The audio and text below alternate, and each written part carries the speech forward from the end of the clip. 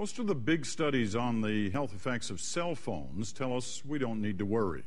But tonight, the CBC's Wendy Mesley discovers that one of the world's largest industries is taking the possible risks very seriously, trying to make sure they are covered if a link to cancer is proven down the road. And the cell phone industry say that most of the science doesn't show any risk from using a cell phone.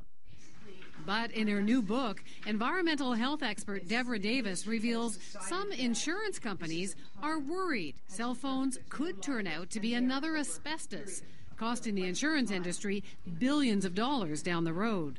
There was growing concern about this issue, that this could turn out to be as bad for them as asbestos turned out to be when some companies went under because they had written policies to provide secondary insurance to asbestos companies.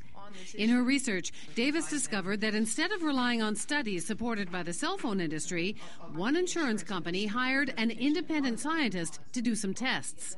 We tracked him down in Vienna, Austria. Hello? Dr. Muscular? Yes. Wilhelm Moskuller's study shows cell phone-like exposure damages DNA. Those trails show DNA that's been broken. His work repeats the findings of several other recent studies. With this hint that there are DNA breaks, people believe that this is a very strong hint that there is a cancer risk, but it's not a proof that there is a disease related to it. We need further data to confirm that it is relevant for the living humans. His research was done for the Austrian Workmen's Compensation Board, a partly private, partly public insurance company that now opens the door for health claims in Austria. And at the Italian Workers' Compensation Board, there's already been a claim.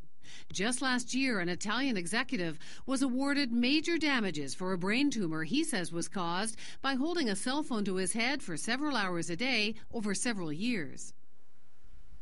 That case could set a precedent in Europe. So what about Canada? Well, we contacted most of the provincial compensation boards who said that any potential claim here would be judged on its own merits.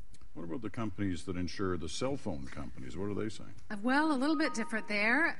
They're saying, we talked to two brokers from two of the biggest global insurance firms, and they tell us that about 60% of underwriters now refuse to cover cell phone companies against any potential health claims. And Swiss Re, that massive reinsurance company, tells us some insurers have even done modeling forecasting to 2020 and 2030 to see if brain tumor claims do come along, what it might cost them. We also checked in with the manufacturers, BlackBerry, Apple, and Nokia, to see if they're covered, but they wouldn't tell us. Same story with the telecoms, Rogers, TELUS, and Bell. Lots more in your interview with Deborah Davis coming up this Sunday night on The National, right? Thanks, Wendy.